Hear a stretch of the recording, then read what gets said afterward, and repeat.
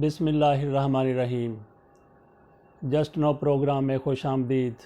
आज हम बात करेंगे मियाँ नवाज शरीफ की उस मुहिम के बारे में जो इनकी तरफ से फ़ौज के ख़िलाफ़ चलाई जा रही है। मियाँ नवाज शरीफ ने फ़ौज के ख़िलाफ़ जहर अफशानी की इस मुहिम को बामे अरूज तक पहुंचा दिया है। इस हवाले से उनकी तरफ से जर्नलिस्टों को, जोशीले जर्नलिस्टों को इस्तेमाल किया जा रहा है।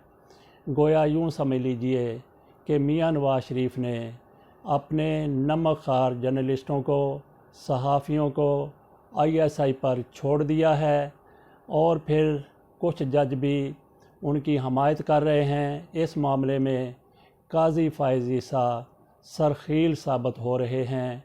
फ़ौज के ख़िलाफ़ मुहिम, गाली गलोच और बहुत कुछ कहा जा रहा है। असद तूर को लेके एक मुहिम चलाई गई जिसमें ISI पर इल्ज़ाम लगाया गया कि असद तूर को ISI ने तशद्दुद का निशाना बनाया है। असद तूर का कहना है कि मुझ पर तशद्दुद करते हुए वो लोग जिनकी तादाद उसने 3 बताई है, वो कह रहे थे कि हमारा ताल्लुक़ ISI से है।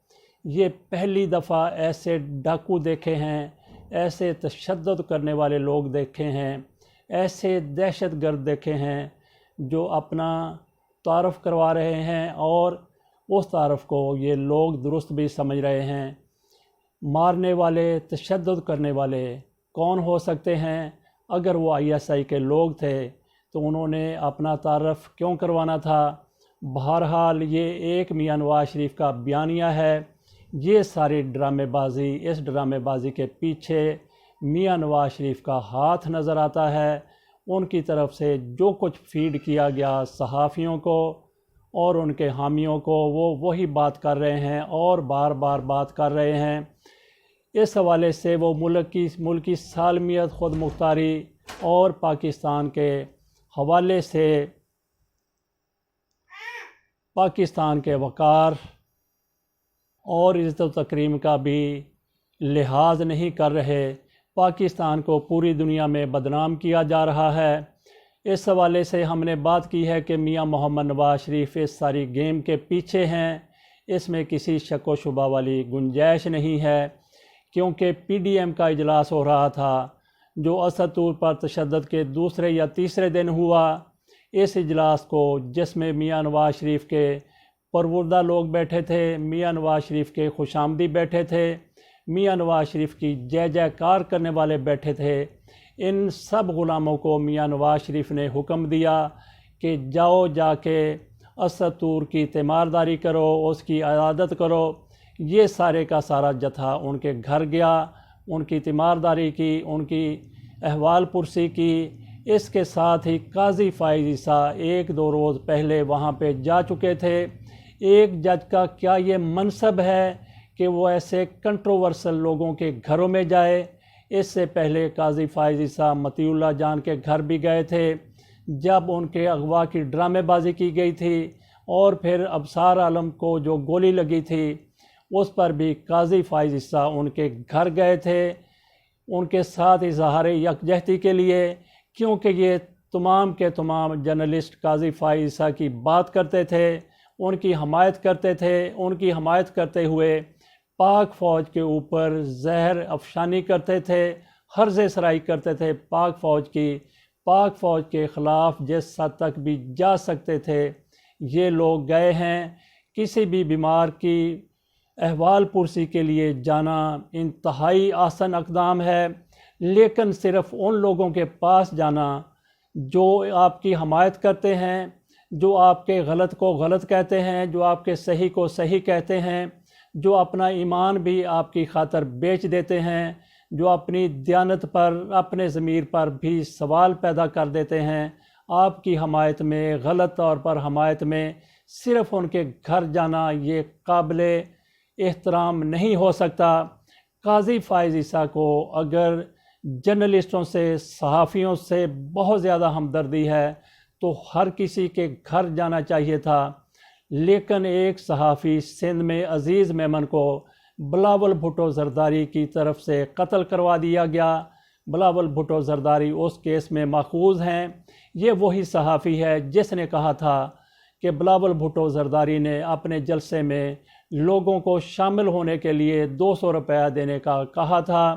بلاول بھٹو زرداری کے کارندوں کی طرف سے کہا گیا تھا، وہ لوگ جلسے میں، جلوس میں، ریلی میں شامل ہوئے لیکن ان کو پیسے نہیں دیے گئے تو وہ لوگ احتجاج کر رہے تھے۔ یہ خبر بریک کی تھی۔ عزیز میمن نے عزیز میمن کو بڑی بے دردی کے ساتھ تشدد کر کے ہلاک کر دیا گیا۔ اس وقت قاضی فائز عیسیٰ کی یکجہتی، ہمدردی وہ کہاں گئی تھی؟ تو میاں نواز شریف کے ایجنڈے پر کچھ جج بھی چل رہے ہیں اور کچھ جرنلسٹ بھی چل رہے ہیں۔ سارے کے سارے جرنلسٹ ایسے نہیں ہیں، ان میں سے کچھ ایسے ہیں جن کی قیادت حامد میر کے ہاتھ میں ہے۔ حامد میر صاحب نے جو کچھ فوج کے بارے میں کہا، جس طرح کے انہوں نے الفاظ استعمال کیے، انہوں نے یہ تک بھی کہہ دیا کہ ہم اس حد تک جائیں گے کہ پاکستان کے بارے میں جو کچھ فوج کرتی ہے وہ پوری دنیا کو بتائیں گے کہ پاک فوج کیا کر رہی ہے۔ آسماں شرازی کی طرف سے بھی یہی کہا گیا، اور پھر منیز جہانگیر جو بیٹی ہیں آسماں جہانگیر کی، ان کی طرف سے مزید شدت کے ساتھ کہا گیا۔ انہوں نے کہا کہ ہم آرٹیکل 90 پر لعنت بھیجتے ہیں۔ آرٹیکل 90 میں کیا کہا گیا ہے؟ آرٹیکل 90 میں یہ کہا گیا ہے کہ آزادی اظہار ایک حد تک ہے، آپ کن معاملوں میں آزادی اظہار کا حق استعمال کر سکتے ہیں، کن میں نہیں کر سکتے۔ اس میں یہ کہا گیا ہے آرٹیکل میں کہ آپ پاک فوج کے خلاف بات نہیں کر سکتے، آپ عدلیہ کے حوالے سے باتیں نہیں کر سکتے، ان کی مخالفت میں بات نہیں کر سکتے، اور اس کے ساتھ یہ بھی کہا گیا ہے کہ آپ اسلامی قوانین کو اسلام کے حوالے سے بھی آپ تنقید نہیں کر سکتے۔ تو اس لڑکی نے، منیز جہانگیر نے، اس آرٹیکل پر بھی لعنت بھیج دی ہے۔ اگر کوئی اور ہوتا تو ان چیزوں کو دیکھتے ہوئے، آئین کو میں یہی نہیں کہتا کہ ایک مقدس دستاویز ہے، لیکن آئین کی جن شقوں میں اسلام کی بات کی گئی ہے، مذہب کی بات کی گئی ہے، ان کے اوپر ایسے الفاظ استعمال کرنا، اس پہ پھر علماء دین جو علماء سو نہیں ہیں، جو حق سچ کی بات کرتے ہیں، ان کی طرف ہم دیکھ رہے ہیں کہ وہ اس حوالے سے کیا حکم جاری کرتے ہیں، کیا فتویٰ دیتے ہیں، کیا بات کرتے ہیں۔ تو یہاں پہ پھر آ جائیے کہ حامد میر کی طرف سے سب سے زیادہ فوج کے خلاف باتیں کی گئیں۔ اس حوالے سے ہم نے کل بھی کہا تھا کہ حامد میر کی طرف سے یہ سارا کچھ کیوں کیا گیا۔ ان کو جنرل قمر جاوید باجوہ نے کسی بات پر ڈانٹا تھا، اس حوالے سے ویڈیوز بھی، کئی ویڈیوز منظر عام پر آ چکی ہیں۔ تو ان ویڈیو کو دیکھتے ہوئے حامد میر کی طرف سے یہ رویہ اختیار کیا گیا ہے کہ جنرل قمر جاوید باجوہ نے جب ان کو سارے صحافیوں کے سامنے ڈانٹا، ڈانٹ پلائی، ان کو کہا کہ آپ کو گولی کس نے ماری تھی، آپ کا الزام غلط ہے۔ انہوں نے جس بندے کا نام لیا گولی ماری تھی، حامد میر اس وقت خاموش رہے، اس وقت بکری بن گئے، لیکن جب اپنی برادری میں آئے، اپنے شر پسندوں کے ساتھ آئے جو پاک فوج پر بری طرح سے گرجتے ہیں، برستے ہیں، ان میں آ کر انہوں نے پاک فوج کے خلاف جس حد تک وہ جا سکتے تھے وہ گئے ہیں۔ ریاست ماں جیسی ہوتی ہے، اور ریاست ماں جیسی ہوتی ہے، ریاست کو سنبھالنے والے نگہبان، وہ ان کا درجہ آپ دیکھ لیجئے کہ ماں سے کم نہیں ہے۔ یہ لوگ کہہ رہے ہیں، آسماں شرازی کی طرف سے، منیز جہانگیر کی طرف سے، حامد میر کی طرف سے بار بار کہا گیا کہ پاک فوج جو کچھ کرتی ہے ہم پوری دنیا کو بتا دیں گے کہ پاک فوج کیا کچھ کرتی ہے، ہمیں پتہ ہے کہ اس کی طرف سے کیا کچھ کیا جا رہا ہے، آپ ہمیں گھس کے ماریں گے تو ہم بھی کسی حد تک چلے جائیں گے۔ ایسے لوگوں کو شرم نہیں آتی؟ ریاست ماں جیسی ہوتی ہے، ریاست کے نگہبان، وہ بھی، ان کا درجہ بھی ماں سے کم نہیں ہوتا۔ ایسے لوگوں سے کیا امید کی جا سکتی ہے؟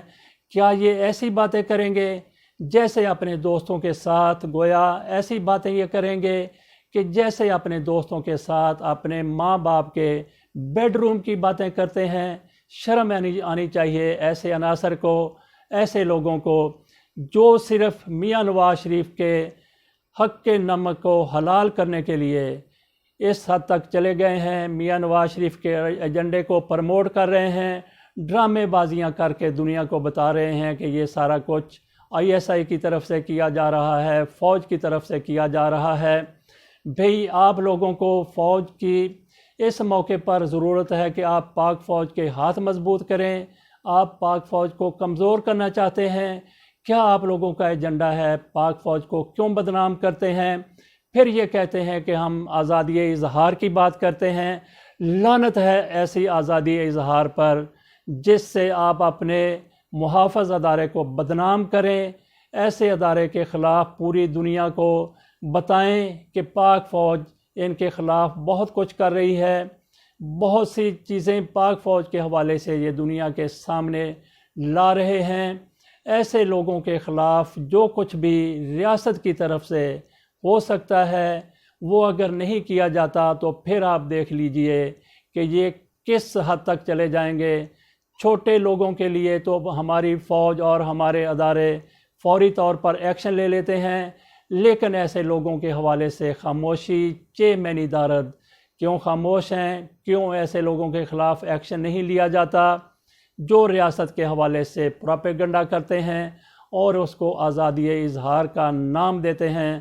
ہم امید کرتے ہیں کہ پاک فوج کی طرف سے ایسے لوگوں کو اٹھایا تو نہیں جائے گا، لیکن ایسے لوگوں کے خلاف قانونی کارروائی ضرور کی جائے گی۔ ان کو دیکھتے ہوئے جو چھوٹے مچھندر قسم کے لوگ ہیں، جو چھوٹی ذہنیت کے لوگ ہیں، چھوٹی سوچ کے لوگ ہیں، ان کو بھی حوصلہ مل رہا ہے کہ وہ پاکستان کے خلاف زہر افشانی کریں، پاکستان کے خلاف ہرزہ سرائی کریں اور پوری دنیا میں پاکستان کو بدنام کرنے کی سازش کریں۔ ایسی سازشوں کا قلع کما ہونا چاہیے۔ اس کے لیے زیادہ دنوں کی گنجائش نہیں ہے۔ جو کچھ کرنا ہے فوری طور پر کرنا ہے، اور جو بھی کرنا ہے ایسے لوگوں کو صفائی کا موقع ضرور دیا جانا چاہیے تاکہ یہ کل یہ نہ کہہ سکیں کہ ان کے خلاف انتقامی کارروائی ہوئی ہے۔ اس کے ساتھ ہی ہم اجازت چاہیں گے۔ اللہ حافظ۔